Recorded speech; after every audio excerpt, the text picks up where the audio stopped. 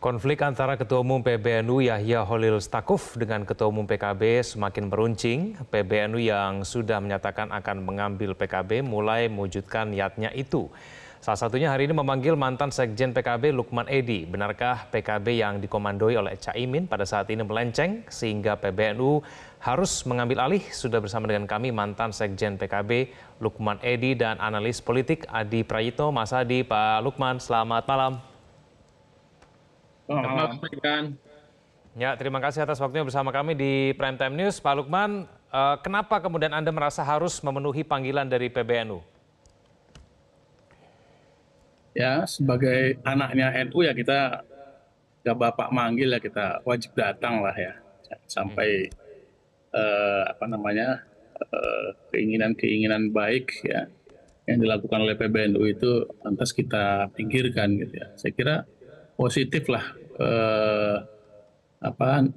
banyak positifnya daripada negatifnya, banyak manfaatnya daripada mudaratnya, sehingga saya menyatakan siap hadir lah ketika PBNU mengundang saya hadir di PBNU hari ini. Pak Lukman, tapi apakah Anda memang melihat ada yang tidak beres begitu di PKB sehingga Anda harus datang begitu supaya kemudian bisa membantu menyelesaikan dan membuat hubungan antara PBNU dan PKB itu menjadi baik kembali begitu? Ya, saya menjawab secara terbuka dan apa adanya. Apa yang ditanyakan saya jawab. Apakah itu adalah kepentingan dalam rangka untuk kepentingan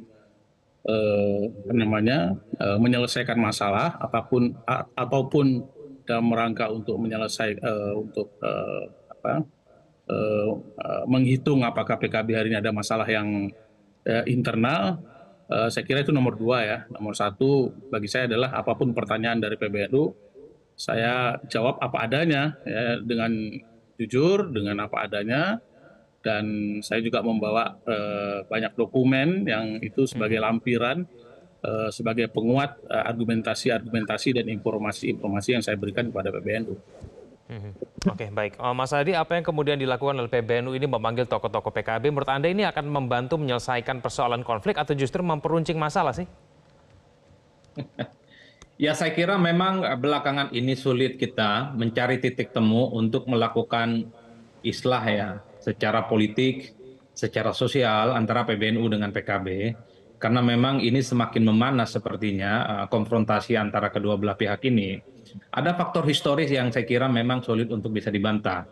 Kan publik melihat Gus Yahya ini adalah bagian dari Gus Durian, yang ini adalah konotasi bagi loyalis-loyalis Gus Dur yang memang sepertinya sejak lama memiliki irisan politik yang berbeda dengan Muhaimin Iskandar. Ini dikaitkan dengan bagaimana Gus Dur dulu tersingkir posisinya di PKB dengan Muhaimin Iskandar. Per hari ini, kalau kita men-tracking satu persatu setelah Gus Yahya jadi ketua umum PBNU, memang statement-statement politiknya itu terkesan menunjukkan ada hubungan yang tidak harmonis dengan PBNU. Misalnya saat itu ketika jadi ketua umum, pertama kali Gus Yahya mengatakan bahwa PBNU itu tidak bisa diklaim hanya menjadi salah satu partai politik tertentu. PBNU itu tidak berafiliasi dengan salah satu partai politik yang selama ini selalu diuntungkan dengan mengkapitalisasi posisi NU. Itu kan sebenarnya mengarah kepada bagaimana personifikasi politik PKB yang selalu mengamplifikasi sebagai partai yang menjadi tempat berlabuhnya Nahdlin ya. Nah, yang kedua tentu dalam konteks Pilpres, Mas Egan, kita tidak bisa membantah ketika PKB memutuskan untuk berkoalisi dengan Anies mengusung pasangan Amin, memang sikap kawan-kawan PBNU itu agak berbeda, yang cenderung memang menunjukkan gestur yang berbeda secara diametral. Karena kita tahu bahwa masih banyak irisan-irisan yang tidak ada titik temu, terutama teman-teman PBNU dengan Anies Baswedan yang dianggap memiliki irisan keislaman agak kanan ya. Jadi dari situlah kemudian meruncing, pasca Pilpres juga muncul, terutama ketika kita melihat kisruh penanganan persoalan haji, ketika muncul pansus, maka disitulah kemudian saya lihat sebagai titik kulminasi di mana hubungan antara PBNU dan PKB semakin memanas ya.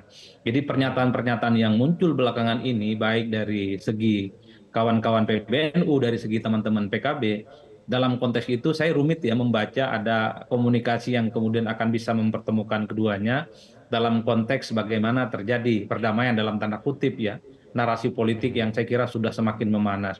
Apalagi kawan-kawan PKB juga menuduh bahwa ya NU sebenarnya tak perlu ikut campur apa yang terjadi pada PKB. Sementara pada saat yang bersamaan kawan-kawan PBNU mengakui PKB ini sudah menjauhi dari fatsun politik yang selama ini digariskan oleh NU, di mana NU itu dibuat untuk bangsa dan negara, bukan hanya untuk kelompok tertentu.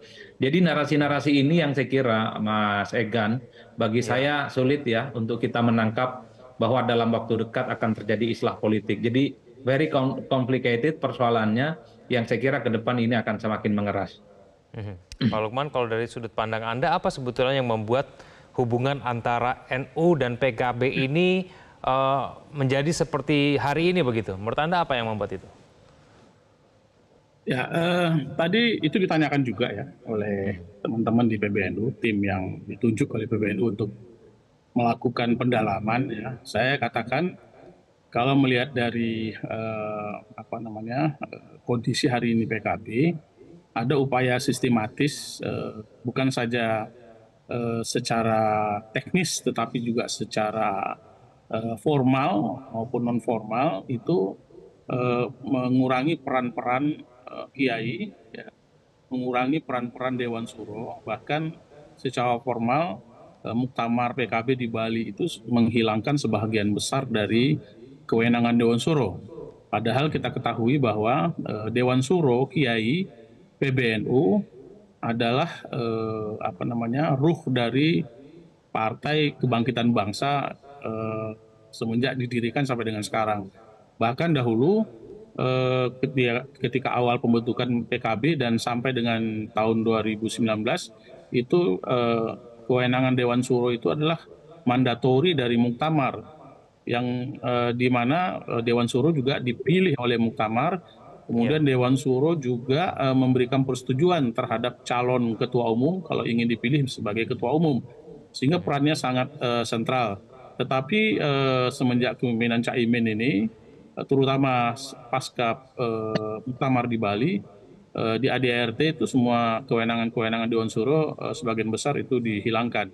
Bahkan secara praktis juga jalannya organisasi itu hampir tidak ada peran-peran strategis yang diperankan oleh Dewan Suro. Nah, kemudian saya mengatakan bahwa akibat dari secara sistematik dilakukan seperti itu, maka wajar kalau kemudian sekarang hubungan PKB dan NU itu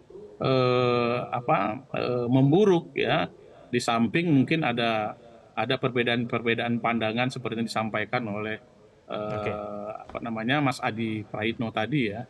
Tapi memang ada peristiwa politik yang menyebabkan hubungan komunikasi yang buruk, tapi juga ada regulasi dan payung-payung ADART yang memang membuka ruang supaya semakin lama semakin meniadakan hubungan antara PKB dengan NU itu sendiri, meniadakan hubungan yang erat antara PKB dan para kiai lah. Tapi statement Anda ini didukung oleh bukti yang kuat atau tidak nih sebetulnya, karena elit PKB sudah membantahnya. Jangan dijawab dulu, kita akan bahas itu sejenak. Pemirsa jangan kemana-mana, Prime News akan kembali. Awal PKB menyadari hubungan historis antara PKB dan NU, dan kami tidak pernah mempermasalahkan jika PBNU posisinya berjarak dengan seluruh partai politik termasuk PKB. Meskipun faktanya Gus Yahya, Gus Ipul itu sering menggembosi PKB. Yang kedua, bahwa PKB bukan badan otonom PBNU. PKB berdaulat menjalankan undang-undang partai politik, Undang-Undang 11 nomor 2000. Undang-Undang nomor 2 tahun 2011. Sedangkan NU berjalan dengan Undang-Undang Ormas. Jadi kamarnya berbeda-beda.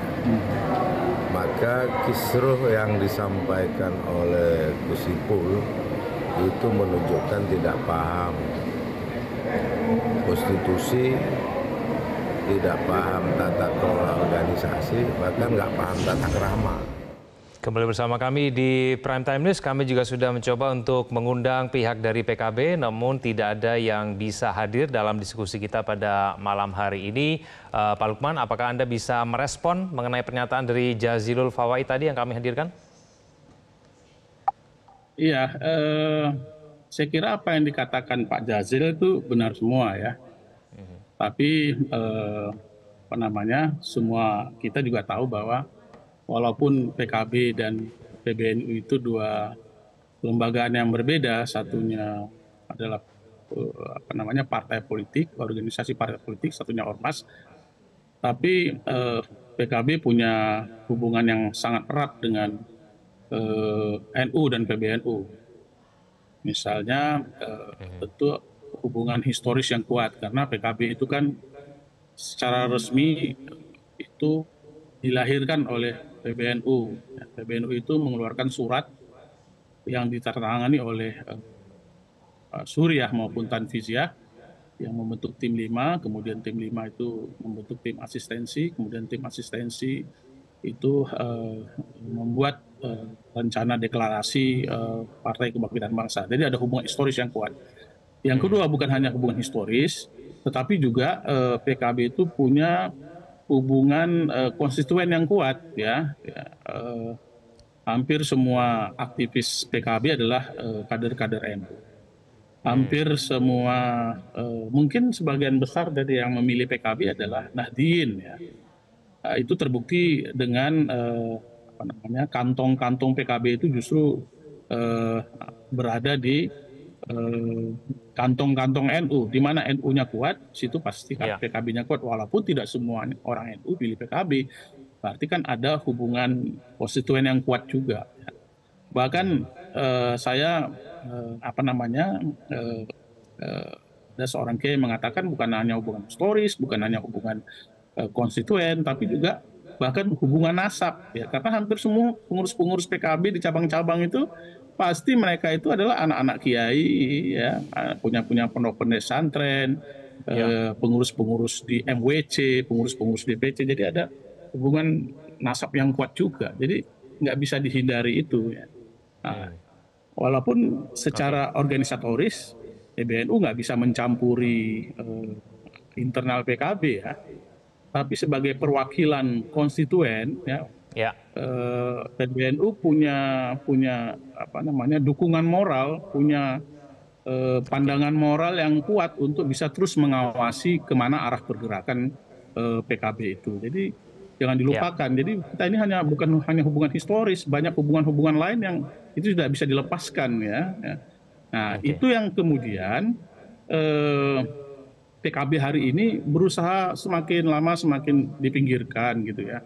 Apalagi statement Caimin terakhir ya, PKB terpisah dengan NU ya. Saya kira itu statement-statement yang tidak konstruktif, tidak membangun rasa optimisme PKB di masa yang akan datang gitu ya. Nah, saran saya tadi supaya hal-hal seperti ini dikurangin ya, komunikasi yang buruk antara PKB kepada PBNU itu atau kepada NU itu dikurangin. Nggak ngomong kan jauh lebih bagus daripada ngomong tapi kemudian menimbulkan ketersinggungan pihak-pihak yang ada di PBNU. Ya, saya ke Mas Adi. Mas Adi, kalau menurut Anda konflik antara PBNU dan PKB ini sebetulnya konflik antara Gus Yahya dan Caimin atau memang konflik kelembagaan menurut Anda? Ya, sebenarnya ini soal bagaimana pandangan politik yang berbeda sejak awal ya. Ketika misalnya NU itu tidak mau dikait-kaitkan dengan salah satu partai politik, dalam hal ini adalah PKB, tentu itu semacam statement yang dalam banyak hal merugikan PKB. Bahkan PKB selalu menuduh bahwa dalam perjalanan pemilu di 2024 justru yang merongrong bahkan menggembosi suara PKB itu adalah kawan-kawan yang ada di struktur NU misalnya. Ini kan perang terbuka yang secara eksplisit tidak bisa dibantah. Kita tidak pernah tahu persis Mas, karena saya tidak pernah menjadi bagian struktural di NU atau di kawan-kawan PKB, tapi secara umum bagi saya pandangan-pandangan politik yang ada di elit PKB dengan yang ada di kawan-kawan PBNU dalam banyak hal kemudian mengerucut dan meruncing menjadi perseteruan dua lembaga yang seakan-akan tidak bisa dipertemukan kembali. Dulu kalau kita melihat PKB ya PBNU, kalau kita melihat PBNU ya PKB. Memang tidak bisa dibantah dengan yang lain. Ada fase baru di mana Ketua Umum PKB itu beralih dari Kiai Said kemudian ke Gus Yahya. Hubungan antara PBNU dengan PKB memang sangat tidak harmonis, itu sangat kelihatan sekali.